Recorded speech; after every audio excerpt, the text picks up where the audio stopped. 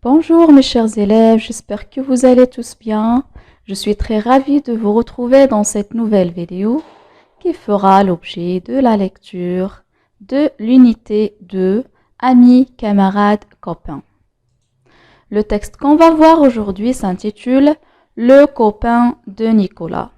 Et comme d'habitude mes chers élèves, vous devez observer l'illustration qui accompagne le texte pour comprendre un petit peu de quoi on va parler dans ce texte.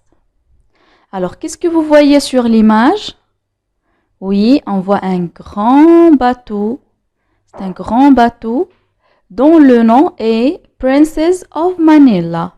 Je vois aussi des sacs, des tas de sacs, des tas de caisses en bois, des tonnerres, voilà, qui sont sur le quai. Je vois des hommes qui portent la marchandise sur leurs épaules pour la transporter au bord du bateau. Je vois sur l'autre côté de l'image deux garçons qui sont assis sur une caisse en bois, qui sont en train de discuter, de parler. Le garçon qui a la peau noire pointe avec son doigt le bateau. Il montre à son ami, à son copain, le bateau. Voilà, c'est tout ce qu'il y a sur l'image. Maintenant, observe le titre et l'illustration. À ton avis, de quoi va parler ce texte? Ici, vous devez formuler des phrases qui donnent une idée du contenu de texte sans le lire. Tout simplement en se basant sur le titre et l'illustration uniquement. Alors, à votre avis, de quoi va parler le texte? Déjà, le titre, mes chers élèves, il est composé de deux noms. Un nom commun, le copain, qui veut dire le camarade, l'ami, et Nicolas, qui est un nom propre, un nom de garçon. Alors, je peux dire que le texte va parler des aventures de deux copains, Nicolas et son copain, de deux enfants, de deux garçons. Allez-y, laissez votre imagination travailler. Envoyez-moi des phrases qui sont correctes en commentaire. Je prendrai le soin de lire toutes vos phrases et de les corriger. On passe maintenant au texte. On va faire une première lecture. Puis on va relire le texte avec les explications, bien sûr. Écoutez-moi attentivement. Le copain de Nicolas. En tournant la tête sur le côté, j'ai aperçu un garçon noir, de mon âge à peu près, qui me regardait lui aussi. On s'est souri en même temps. Il m'a désigné du doigt le Princess of Manila et tous les hommes qui travaillaient dessus. Il m'a fait un signe avec sa main fermée et le pouce levé vers le haut, comme pour me dire « Il est beau, hein ?» J'ai hoché la tête. J'étais bien d'accord avec lui. On s'est levés ensemble pour aller l'un vers l'autre. On s'est rencontrés à mi-chemin. « Bonjour, bonjour, je m'appelle Nicolas, et toi ?»« Moi, je m'appelle Aimé. On s'assoit, Nicolas ?»« Oui. » On s'est assis. Nous sommes restés un petit moment sans rien dire. À seulement regarder le bateau, les marins qui rigolaient accoudés au bastingage, les dockers qui travaillaient et aussi les vendeuses de cacahuètes, de noix de cajou et de cola qui circulaient entre eux avec leurs paniers sur tête. Le silence entre nous était plein de nos rêves, d'images de navires, de tempêtes et de voyages. Mais mon nouveau copain a voulu être sûr qu'on pensait la même chose. Et il m'a demandé d'une voix toute douce, toute petite. Il est beau, hein? Ah oui. Et comme je trouvais que ce n'était pas une réponse suffisante, j'ai ajouté, c'est un bateau des Philippines. Tu es déjà allé aux Philippines?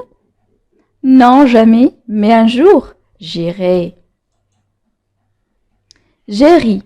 Il a ri parce que je riais. Ça y était, on est devenus des copains. Quelquefois, il ne faut pas beaucoup de mots pour ça. Ça vient tout seul, presque par surprise. C'est un texte extrait du roman de Jean Guillauret, Le voyage de Nicolas. Voilà, on va relire le texte, mes chers élèves. On va essayer d'expliquer les mots difficiles, les expressions difficiles. Allez-y, écoutez attentivement. Le copain de Nicolas. En tournant la tête sur le côté, ça veut dire, lorsque j'ai tourné la tête sur le côté, le narrateur qui parle, lorsque j'ai tourné la tête sur le côté, j'ai aperçu un garçon noir. J'ai vu un garçon noir. J'ai remarqué un garçon noir. De mon âge à peu près. Ce garçon-là, il a le même âge que le narrateur, qui me regardait lui aussi. Alors, le narrateur qui est Nicolas et le garçon, l'autre garçon, se regardent tous les deux. L'un regarde l'autre. On s'est souri en même temps. L'un sourit à l'autre. Il m'a désigné du doigt le Princess of Manila et tous les hommes qui travaillaient dessus.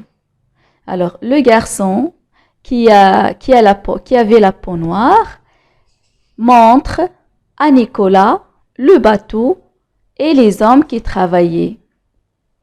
Il m'a fait un signe avec sa main fermée et le pouce levé vers le haut. Le garçon a fait ce signe-là. Il lui montre avec le doigt le bateau, comme pour me dire « Il est beau, hein ?» Le narrateur, ou bien Nicolas, a compris le signe de l'autre garçon qui en fait lui demande s'il voit lui aussi le bateau beau, s'il a aimé le bateau aussi. J'ai hoché la tête. Ça veut dire quoi? J'ai dit oui par signe de tête. Alors pour dire oui, je bouge ma tête du haut vers le bas pour dire oui et de la droite vers la gauche pour dire non. C'est ça, hocher la tête. C'est un verbe du premier groupe. Ici, il est conjugué au passé composé. J'ai hoché la tête. J'étais bien d'accord avec lui. Oui, Nicolas aussi trouve le bateau Princess of Manila et le trouve beau. On s'est levés ensemble pour aller l'un vers l'autre. Les deux garçons, maintenant, se mettent à s'approcher l'un de l'autre. On s'est rencontrés à mi-chemin. Les deux garçons se trouvent l'un contre l'autre. Ils se sont rencontrés. Bonjour. Bonjour, là c'est un discours qui va se dérouler entre les deux garçons. C'est Nicolas qui va parler en premier. Il va saluer le garçon. Bonjour, bonjour. C'est une expression pour saluer, pour prendre contact avec quelqu'un. Bonjour, bonjour. L'autre garçon répond, bonjour. Je m'appelle Nicolas et toi? Nicolas, maintenant il se présente. Il dit son nom. Je m'appelle Nicolas, je suis Nicolas. Et toi? Il pose la question. Et toi, comment tu t'appelles? L'autre garçon va répondre, moi, je m'appelle Aimé. On s'assoit, Nicolas? Alors l'autre garçon s'appelle Aimé. Et il propose à Nicolas de s'asseoir. Allez, viens, on s'assoit sur cette caisse en bois. Oui, Nicolas est d'accord. On s'est assis. Les deux garçons se sont assis effectivement. On l'a vu tout à l'heure sur l'image. Nous sommes restés un petit moment sans rien dire. Voilà, ils sont assis tranquillement, à seulement regarder le bateau, les marins qui rigolaient, accoudés au bastingage. Voilà cette expression-là, accoudés au bastingage. Déjà, le bastingage, mes chers élèves, c'est la barrière, cette barrière-là, qui est destinée à empêcher de tomber du pont d'un bateau. C'est pour éviter que les gens qui sont au bord du bateau tombent dans la mer. Et vous voyez, effectivement, ça, ce sont des marins qui sont accoudés au bastingage. Ils mettent leurs coudes sur le bastingage. Les dockers, aussi qui travaillaient, oui, ce sont des ouvriers, des employés qui s'occupent de charger et de décharger la marchandise des bateaux. Voilà, ce sont ces gens-là. Voyez celui-là qui porte un grand sac sur son dos pour le transporter dans un bateau qui va voyager. Il y a aussi les vendeuses de cacahuètes, de noix de cajou et de cola qui circulaient entre eux avec leur panier sur tête. Alors, dans ces phrases ou bien dans ces propositions, mes chers élèves, le narrateur, qui est Nicolas, il décrit un petit peu comment il est le paysage dans le port. D'accord? Qu'est-ce qu'on peut y trouver? Il y a le bateau, bien sûr, il y a les marins qui travaillent, les dockers, il y a les vendeuses de cacahuètes, de noix de cajou et de cola. Tout ça, c'est un paysage qui est spécial au port. Le silence entre nous était plein de nos rêves, d'images de navires, de tempêtes et de voyages.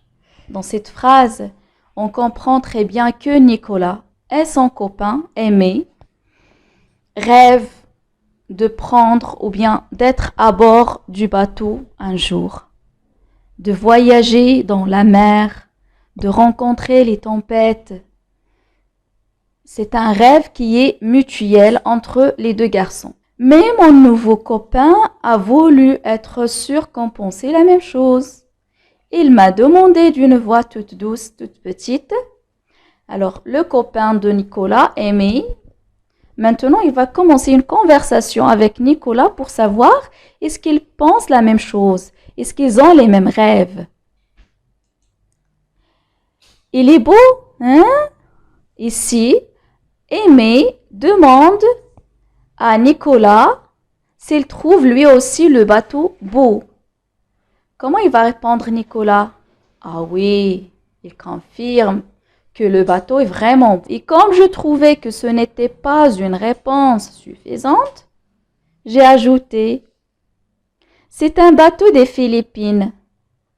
Tu es déjà allé aux Philippines? » Et voilà les Philippines sur une carte géographique. C'est un pays du sud de l'Asie. Sa capitale est Manille. Il est sous forme de plusieurs îles. Et si Nicolas, il demande à son ami Aimé s'il a déjà voyagé aux Philippines, s'il a déjà visité les Philippines. Comment il va répondre Aimé? Non, jamais, mais un jour j'irai. Voilà, il n'a jamais voyagé aux Philippines, mais il rêve d'y aller un jour. J'ai ri. Il a ri parce que je riais. Ça y était, on est devenus des copains. Quelquefois, il ne faut pas beaucoup de mots pour ça. Ça vient tout seul, presque par surprise. Alors, vous remarquez dans cette partie du texte que les deux garçons, ils sont heureux, ils sont contents, ils rient ensemble, ils sont vite devenus des copains sans avoir besoin de se connaître profondément, de parler beaucoup, d'échanger beaucoup. Ils sont devenus des copains parce qu'ils partagent les mêmes rêves. Ils aiment la même chose, ils aiment les bateaux, les voyages et les tempêtes. Voilà mes chers élèves, c'est tout pour l'explication du texte. J'espère qu'il a été assez clair. Je vous donne rendez-vous avec la deuxième partie de cette discipline où on va voir ensemble la correction, bien les réponses aux questions de compréhension. Et je vous invite bien sûr à répondre à ces questions vous-même avant de voir ma vidéo qui va venir par la suite. Voilà, je vous dis merci de votre attention. À très bientôt, Inch'Allah.